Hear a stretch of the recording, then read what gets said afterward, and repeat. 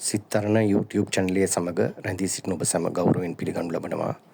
මේ වීඩියෝ අවසාන වනතුරු මා සමග රැඳී සිටින්නයි ආරාධනා කරනවා. අද මම කතා කරන්නේ සෙනසුරු ග්‍රහය පිළිබඳව. සෞරග්‍රහ මණ්ඩලයේ 23ම ග්‍රහයා ලෙස නම් කරන්නේ සෙනසුරු. රැස්වල්ලු කීපයක් සහිතව ඉතාමත් දීප්තිමත්ව රාත්‍රී අහසේ අපි දකින සෙනසුරු සෞරග්‍රහ මණ්ඩලයට අයත් 6 වෙනි ග්‍රහයයි. හැබැයි ජ්‍යොතිෂයට අනුව සෙනසුරු හඳුන්වන්නේ පාප ග්‍රහයෙක් හැටියටයි. ශනි යන අන්වර්ථ නාමයෙන් හඳුන්වන සෙනසුරු දුකට අධිපති ග්‍රහයෙක් හැටියටයි ප්‍රකටව පවතින්නේ. හැබැයි එකිනෙකාගේ ජන්මපත්‍රයේ සෙනසුරු පිහිටන ආකාරය අනුව තමයි මේ සුභාසුභ ඵල ලබා දෙන්නේ. සෙනසුරු ගත්තහම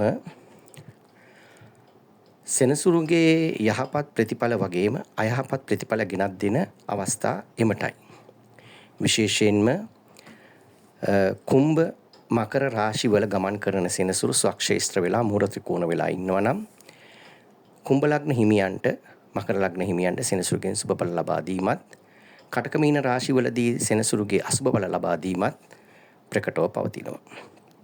ඒ වගේම සෙනසුරු මිනිසයාගේ ශරීරයේ වම් පස කොටස විශේෂයෙන්ම නියෝජනය කරනවා. අපි දන්නවා වම් පාදය, වම් කන, දත්, කොඳු වැටපෙළ, ස්නායු පද්ධතිය, දෙදන, සන්ධි, ඒ වගේම සියුම් ශිරා, මුත්‍රාශය, වම් කොටස, ඒ වගේම ආමාශය ආදී ශරීර අවයව සෙනසුරු නියෝජනය කරනු ලබනවා.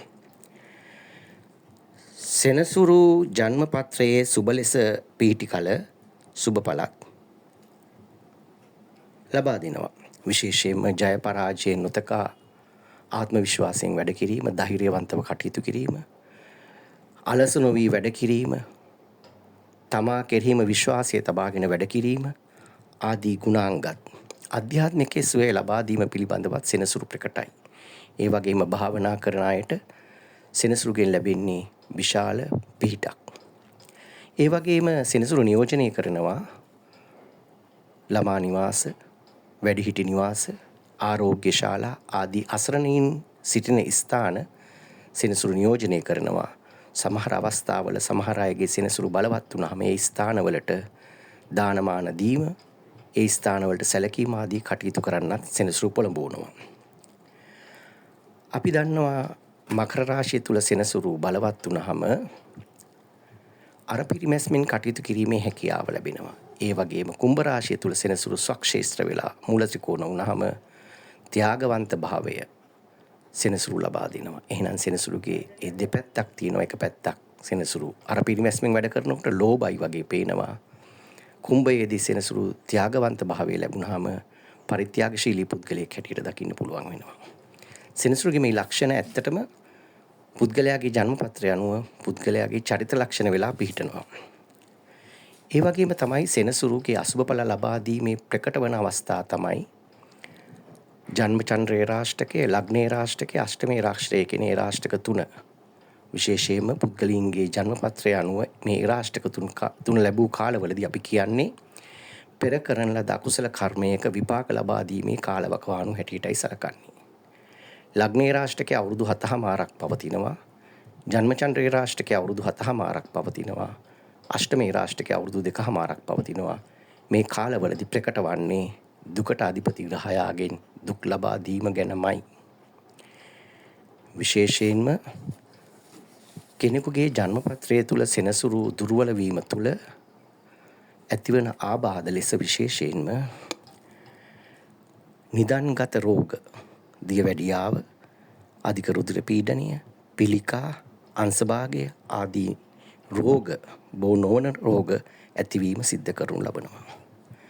ඒ වගේම අකල් මරණය පවා ඇති කර දෙන්න සෙනසුරු සමහර විට අවස්ථා උදා කර ගන්නවා. එතකොට සෙනසුරු කෙනෙකුගේ ජන්මපත්‍රය තුල වරින් වර මේ ඒ රාෂ්ටක දෝෂ මතු කරමින් පුද්ගලයා දුකට පමුණුවනවා. සමහර විට සෙනසුරු බොහෝ විට දුර්වල වුණාම ජීවිතය උඩ යටු කරමින් හිඟන්නාගේ අවස්ථාවට පවා ධනවතුන් පත් කරන අවස්ථා ප්‍රකටව පවතිනවා. ඒ නිසා සෙනසුරු ග්‍රහයා බොහෝ වෙලාවට අපි දන්නවා කියමනක් තියෙනවා. මුලින් දුන්නොත් අගින් ගන්නවා, අගින් දෙන්න නම් මුලින් ගන්නවා කියලා. ප්‍රකට ජනප්‍රවාදයක් තමයි සෙනසුරුගෙන් බේරෙන්න විෂ්ණු දෙයියෝ සැඟවුණා ගිහිල්ලා. නමුත් සෙනසුරුගේ බලපෑම තුළ විෂ්ණු දෙයියන්ට බටකුල කන්න සිද්ධ වුණා කියලා ජනප්‍රවාදයේ කතාවක් පවතිනවා. එහෙමනම් මිත්‍රවරුනි, සෙනසුරු ග්‍රහයා කවුද? එයාගෙන් වෙන්නේ මොනවද කියන එක පිළිබඳව අද අපි කතා කළා. මීළඟට මම බලාපොරොත්තු වෙනවා සෙනසුරු ග්‍රහයාගේ ඒ රාෂ්ටක දෝෂ කාලවලදී කළ යුතු දේ හා සිදුවන දේ මොනවාද කියන එක පිළිබඳව ඔබට පැහැදිලි කර දීමට. එතෙක් මගේ සිත්තරණ YouTube channel එක subscribe කරලා මා සමග එකතු වෙලා සිටින්න. ඔබට ජය වේවා.